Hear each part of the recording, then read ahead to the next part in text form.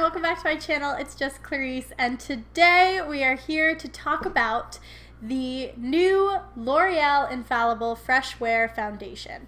Now it is new, but by the time I post this it will have been out for I think about a month and a half, something like that, and lots of people have talked about it, but I wanted to wait. I just bought this at the beginning of the month, beginning of February, and I didn't want to do a first impressions. This is like a foundation that's been pretty highly rated, so I wanted to really give it some time, try it out, wear it in different situations with different primers and different things like that, and see if my thoughts and feelings about it remained consistent over time before talking to you guys about it. I actually wrote a list of pros and cons that I kind of came up with over time from wearing this. Maybe that's overkill, but I really wanted to be sure about what I was saying about this foundation. So without any further ado, let's just dive on into today's video.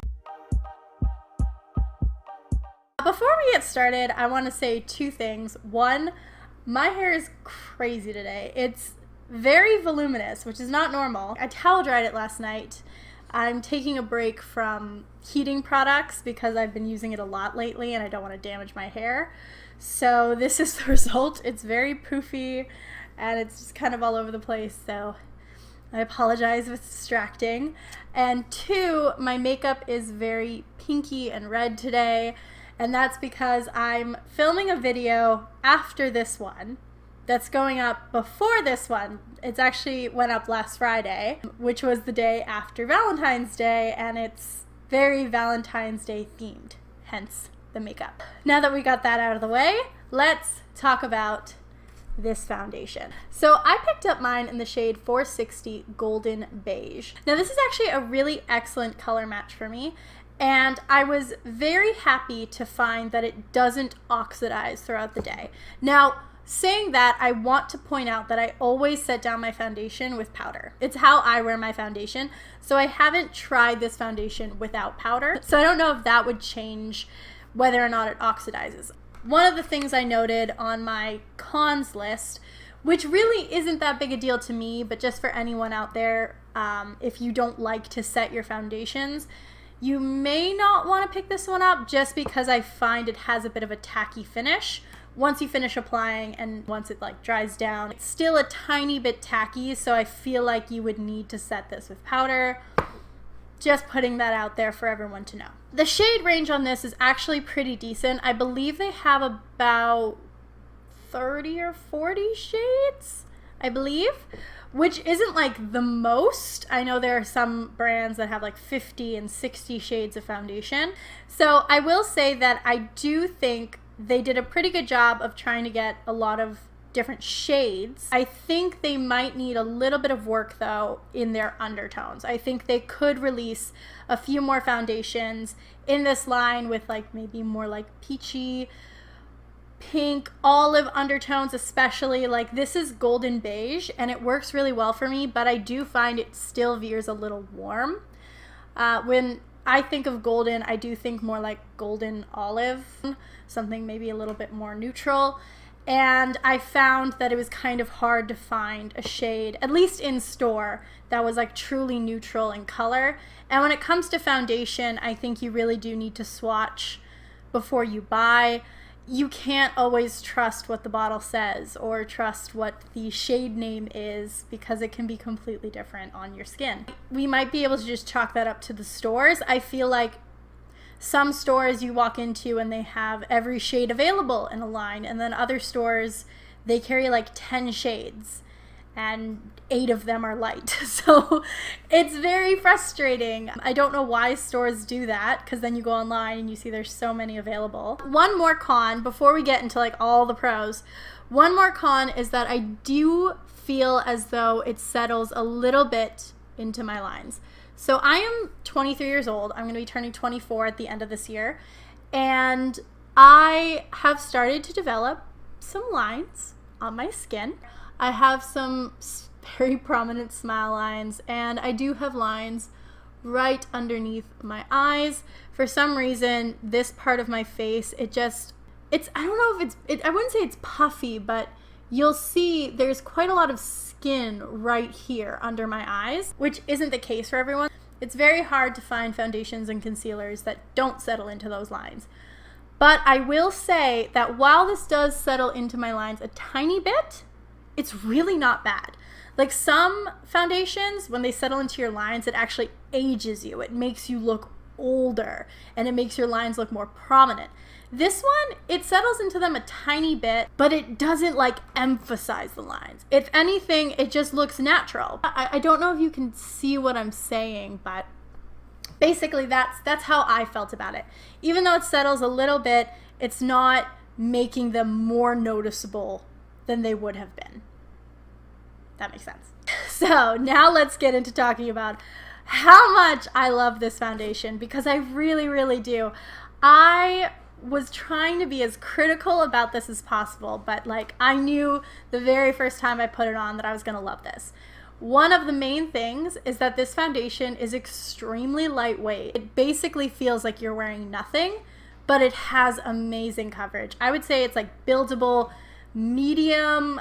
You could probably get this up to full coverage as well if that's your preference. I honestly prefer like a light medium coverage, and I find that with like 2.5 pumps all over my face, building up a little bit in my cheek area because that's where I get the most pinky redness, it does an amazing job. Everything is covered up that I want to be covered up. It gives me a really even finish. It looks beautiful, and I would say my preferred method of applying this product is to pump it onto the back of my hand, dip my brush in, and apply it that way. I just think you get the best coverage with that method. I also really love the packaging. It's a really sturdy packaging, so I'm not afraid to like destroy it.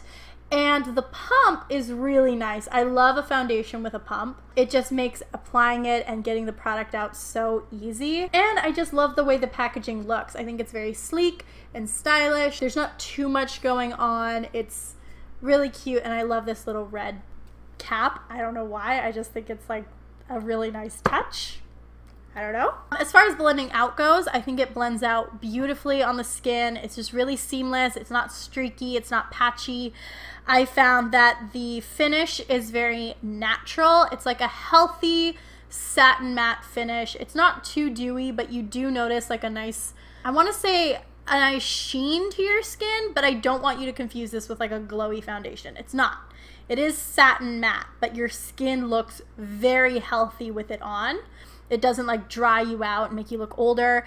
It has a beautiful buildable coverage, like I said, without getting cakey, without looking heavy, without looking too makeup-y, which is just beautiful. It really does last all day long, and it stays on your face. Like I have mentioned this before, I'm a very sleepy girl. I like to, you know, lean on my hands. I like to grab a pillow while I'm watching my movies and just cuddle up and get all comfy.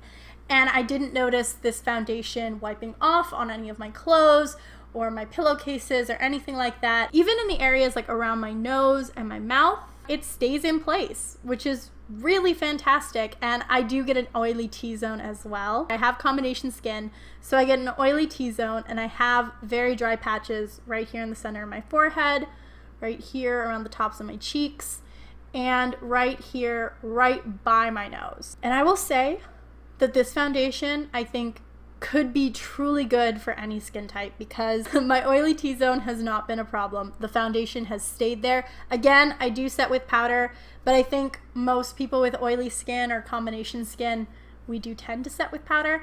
And I haven't felt the need to touch up in those areas. I haven't felt the need to like reapply powder. I just felt like it stayed in place. The foundation hasn't slipped away or anything like that. And as far as my dry patches go, the foundation looks beautiful in those areas. Like as long as you're wearing like a good moisturizer and hydrating primer like we do, you will not have a problem with this foundation. It doesn't look patchy.